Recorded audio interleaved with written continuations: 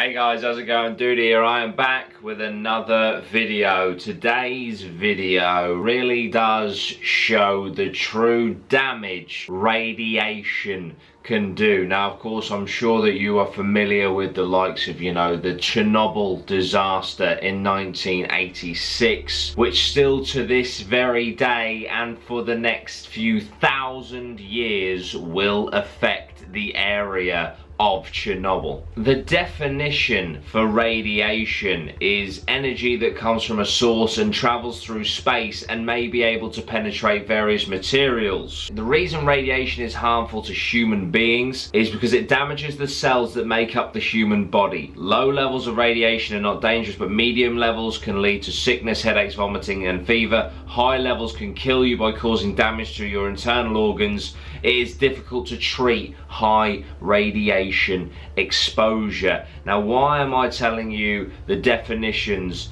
for radiation? Well, there is a story that has been brought to me by Lozzie, actually, that honestly shocked me to my core. Is this compassion, or is this a form of torture? There was a man in 1999, the details of which we will get into much deeper, but the TLDR is that he was blasted with more radiation than a human should be able to take, and doctors kept him alive for 83 days. That's the story we're going to talk about today. I want to discuss down in the comments, is it immoral to keep someone that is literally just barely clinging on to life alive? Let me know down in the comments. Also, if you can like, share and subscribe this video and the channel, it really does help me out as a creator. Okay, so this story is about a man called Hisashi Ouchi. Hisashi Ouchi, Masato Shinohara and Yutaka Yokokawa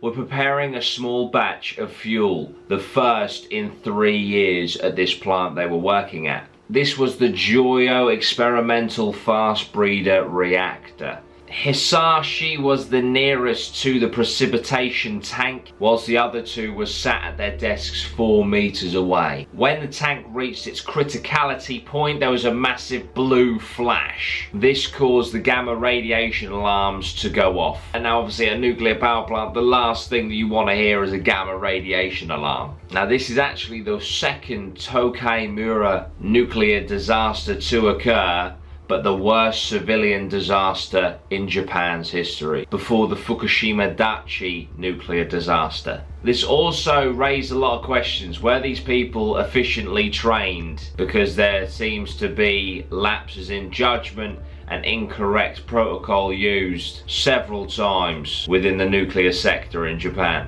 So, during this incident, Hisashi was hit with 17 sieverts of radiation. Now, to put it into perspective, 8 sieverts is normally considered fatal to the human body. This guy took 9 more sieverts of radiation than what should have killed him. The error was a bucket of aqueous solution that was poured into the precipitation tank. So they normally have a limit of 2.4 kilograms of uranium allowed in these precipitation tanks. This bucket that they poured in, this solution contains 16 kilograms, nearly 8 times as much kilos than was allowed in this precipitation tank, which caused this nuclear reaction. The two guys sat 4 meters away, took 10 sieverts and 3 sieverts, but Hisashi instantly felt the effects of the radiation poisoning in his body. Nausea, headaches, breathing difficulties, pain, and he lost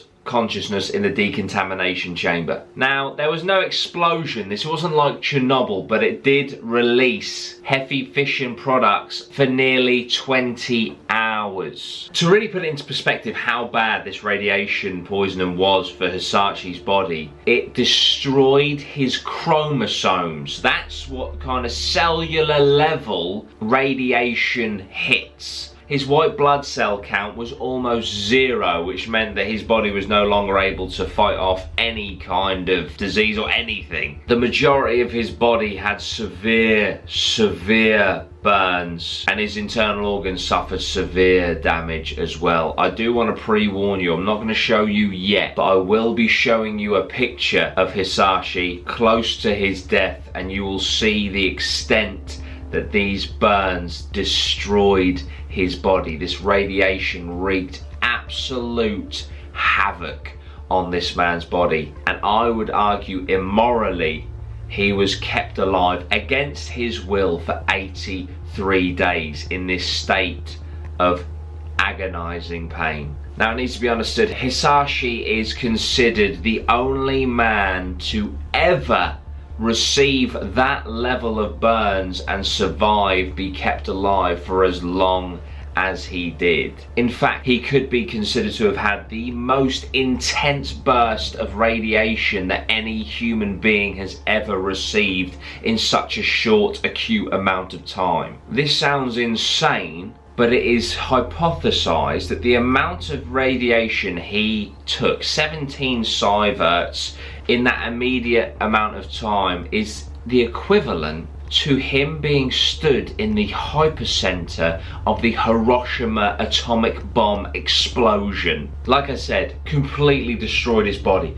destroyed his immune system, destroyed his very DNA. Now, as his condition seemed to get worse and worse, he was transferred to the University of Tokyo Hospital. It was here that he apparently went under the world's first ever transfusion of peripheral stem cells in order to keep this man alive. He was given many blood transfusions, fluids, and medicine that wasn't even actually available to the Japanese people yet. As you can imagine, he had to undergo many skin transplants, but this couldn't help the loss of fluid coming out of his pores, because he just had no flesh, nothing to keep any of his internal fluids in. After being treated for a week at this hospital, Hisashi actually was heard saying that he cannot take it anymore. He is not a guinea pig, which you could definitely argue was going on here. I mean, medicines that weren't available to the Japanese people yet, these revolutionary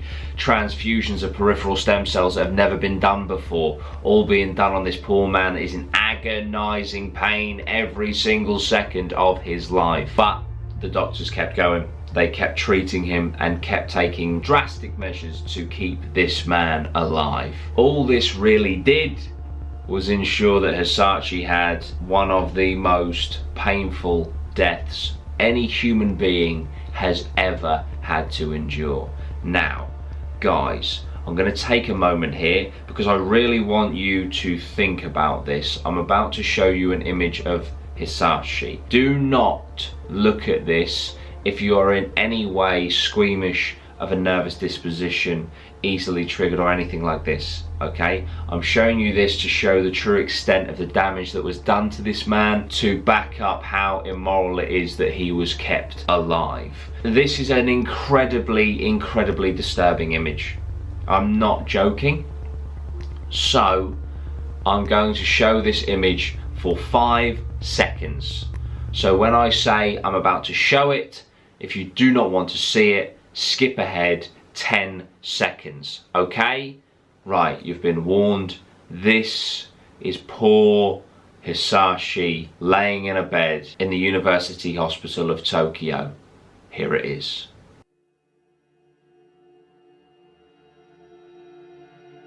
Now, as you can see, this man was clearly in no state to ever recover. He was not in any state other than to exist in agonizing pain. Now, on the 59th day after the radiation, poisoning, burns, damage, he actually passed away, where his heart stopped, but he was resuscitated 3 times in the space of 49 minutes, which would mean that he would then live for a few more weeks. Now, it needs to be explicitly said, this man did not want to live anymore, and his wishes were to not be resuscitated, but these doctors did it anyway. On November 27th, Hisashi's heart failed for 70 minutes. However, the doctors kept him alive with blood transfusions, fluids, various drugs, all to keep his blood pressure and pulse going. However, finally on December 21st, 1999, he suffered multiple organ failure, and this time the doctors didn't resuscitate him, stating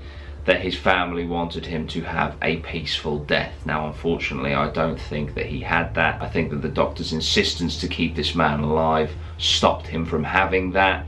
I would love to know what you guys think down below. Guys, I know that this is a very dark, sad, tragic story, but I feel like this man's story needed to be told, and that's what I try to do here with these kind of stories. It's using my platform to educate, you know, because sometimes the world isn't always sunshines and rainbows, and you know, it's an interesting moral question here. I'm intrigued to know what you guys think. You know, this can be brought down to so many different levels, but I think the important question here is how important and precious is life?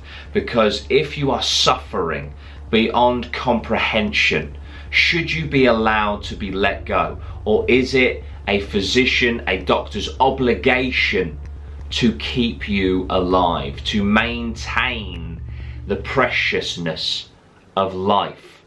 How important is this? This is such an incredible question that I feel this story capitulates so well. Should this man have been allowed to die when he wanted to? You could see the state that he was in. You can imagine, well, you can't imagine the agonizing pain that this man will be in to a cellular level. This man's chromosomes were destroyed. That is unreal. So it poses a very interesting question, a question I'd love you guys to comment down below. And the thing is, with questions like this, there is no right or wrong answer. It's entirely subjective. You know, maybe you think life is so precious that it should be maintained to the nth degree. Or maybe you're of the position, you know, because there are those euthanasia clinics in Europe where you can go, and if you're, you know, suffering too much, you can be laid to rest. Do you think that that is immoral? Do you think that that is, you know, every human's right? Because this opens so many questions, guys. That, you know, it's because there's the argument that, you know, when an animal is suffering, you know, we put it down. Yeah, we put the animal to sleep because it's not suffering anymore. So should humans have the same ability to do that? But then, you know, I understand the questions that this raises. I'm not giving any answers. I'm not saying anything is right or wrong. I'm just kind of putting the questions forward. Because one thing I do want to do with some of my content is make you think, make you ask yourself questions, and understand where your heart lies with these important questions, you know. So please do. I'm looking forward to looking at the comments on this one. Let me know down below what your belief system is. I will not criticise anyone's belief system down below, okay? I won't call you right or wrong.